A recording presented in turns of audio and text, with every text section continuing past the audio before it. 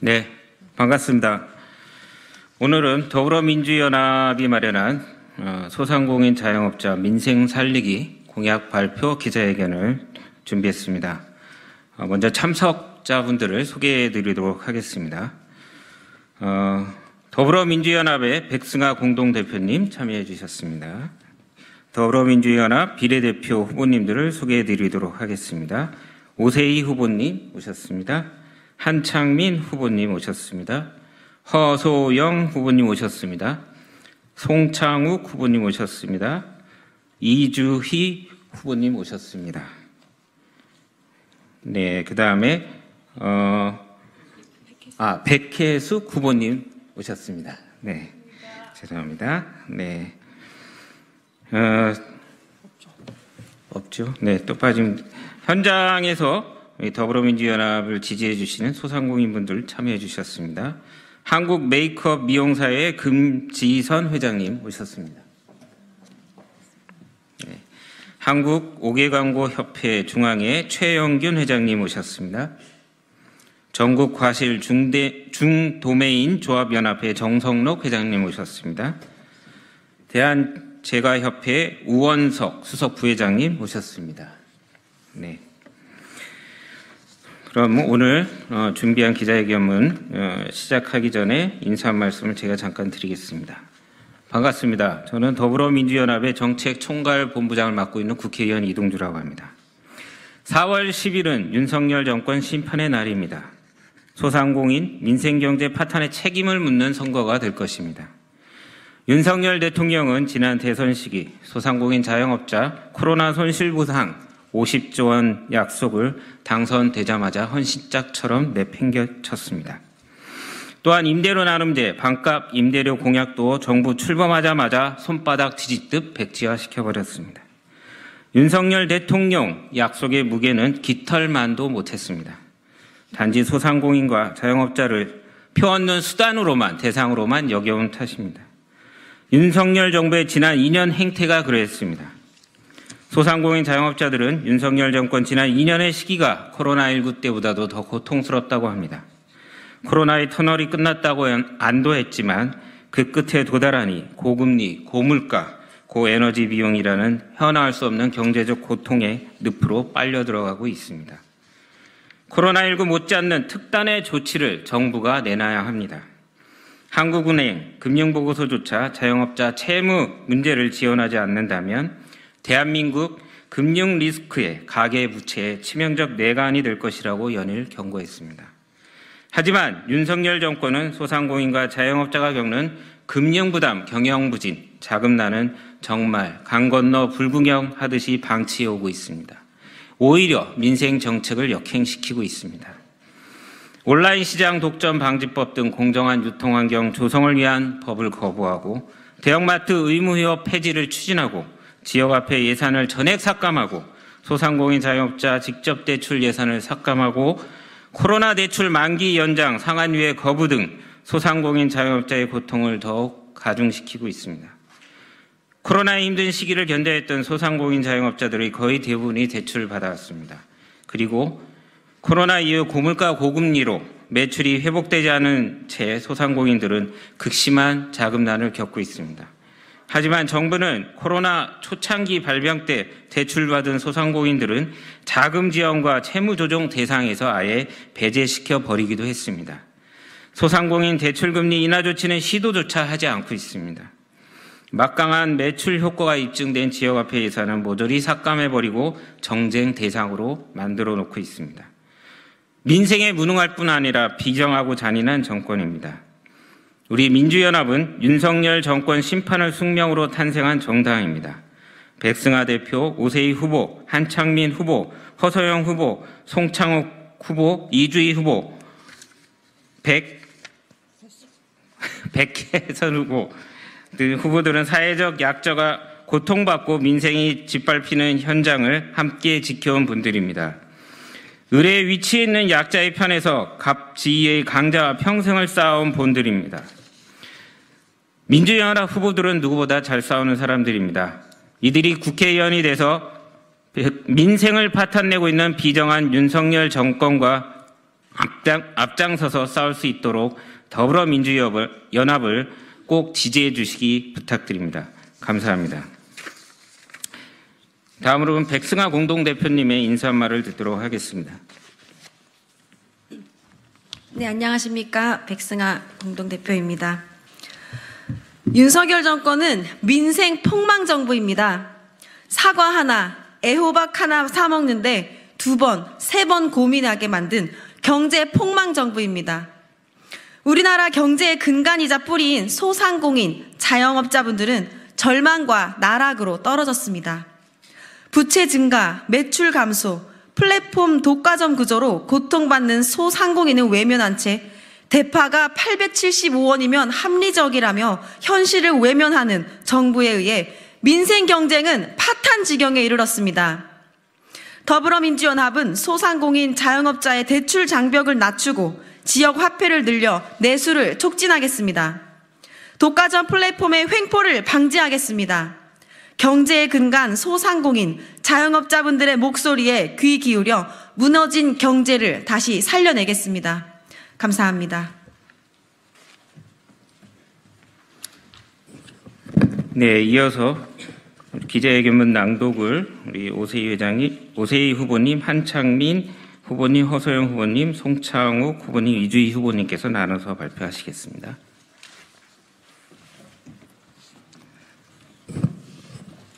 네, 안녕하십니까. 더불어민주연합 비례대표 오세희입니다.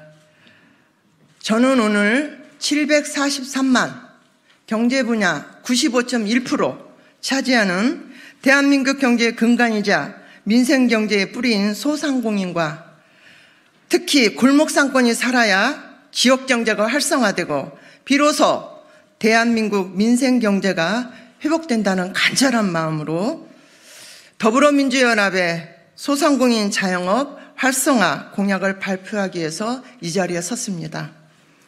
윤석열 정부는 대선 공약 1호로 소상공인 자영업자 살리기를 약속했고 취임 후 국정과제 1호 역시 코로나 피해 소상공인 자영업자 회복과 도약을 내세웠습니다. 하지만 현 정부 집권 3년차를 맞은 대한민국 민생경제는 소상공인 자영업의 회복은커녕 더 큰 절망과 나락으로 치닫고 있습니다. 고금리와 고물가, 복합경제 위기로 매출과 영업이익 회복은 늦어지고 자영업자 대출은 10조로 훌쩍 넘어 연일 종전 기록을 갱신하고 있습니다.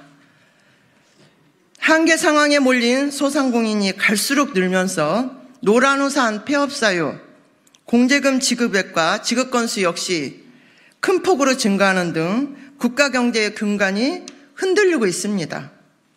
특히 부채 증가, 매출 감소, 비용 증가, 플랫폼의 독과점 구조 고착화로 고통받는 소상공인을 외면한 채 대통령이 방문한 당일에 진행한 보여주기식 눈속임 할인으로 가파른 물가 상승을 덮으려는 관계당국, 현실성 없는 대상 선정으로 사각지대 투성인 전기요금 지원, 규제 대상의 소상공인 플랫폼 독과점 제외하는 플랫폼법 등 실효성 있는 경제 대책을 찾아보기가 힘듭니다. 보여주시기 행보가 민생 경제가 침몰할 위기에 처해 있습니다. 하지만 한계에 몰린 소상공인에게 필요한 것은 보여주기식 정책이 아닌 지금 당장 골목상권의 붕괴를 막고 소상공인의 생존을 지키는 것입니다. 더불어민주연합은 소상공인 자영업 활성화를 위한 민생 3종 세트와 함께 구조적 문제 해결을 위한 다음 공약을 추진하고자 합니다. 다음에 후보님들이 말씀드리겠습니다.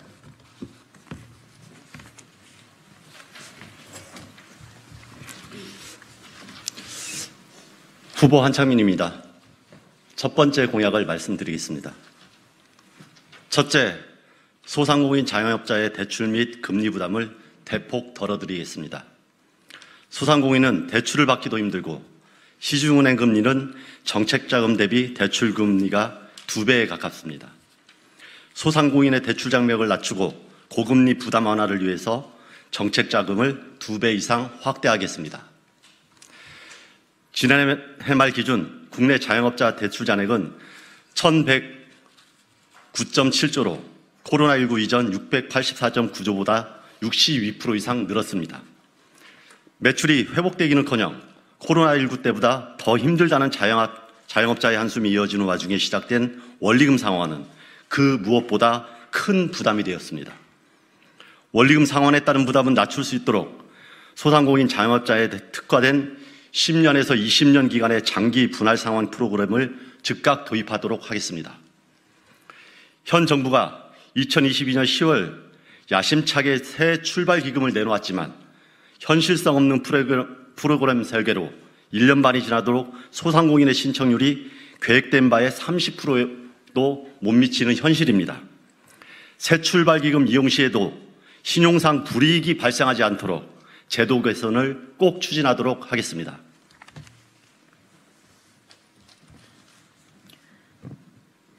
네, 이어서 허소영 후보가 말씀드리겠습니다. 둘째, 내수 촉진으로 소상공인 자영업자의 매출 회복을 지원하겠습니다.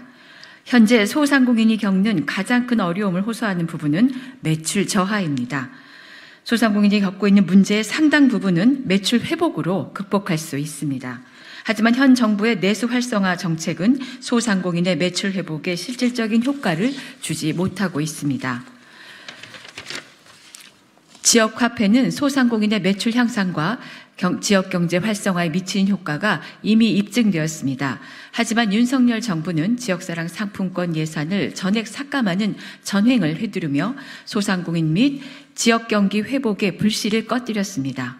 지역사랑 상품권법을 개정해서 지역화폐 발행 시 국고 지원을 상시화하겠습니다. 온누리 상품권은 사용처 제한으로 예산 투입 효과가 낮은 상황입니다. 모든 소상공인이 사용처를 더욱 확대해 내수 경기 회복을 지원하겠습니다.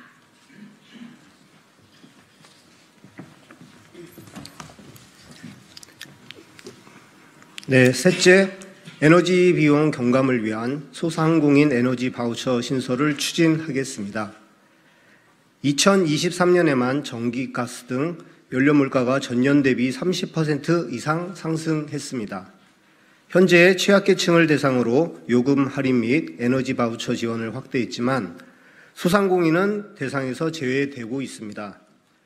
윤석열 정부에서 연 매출 3천만 원 미만 사업장을 대상으로 20만 원의 한도를 정해 전기료 감면 정책을 내놓았지만 현장에서는 실효성이 떨어진다는 볼멘 소리가 한가득입니다.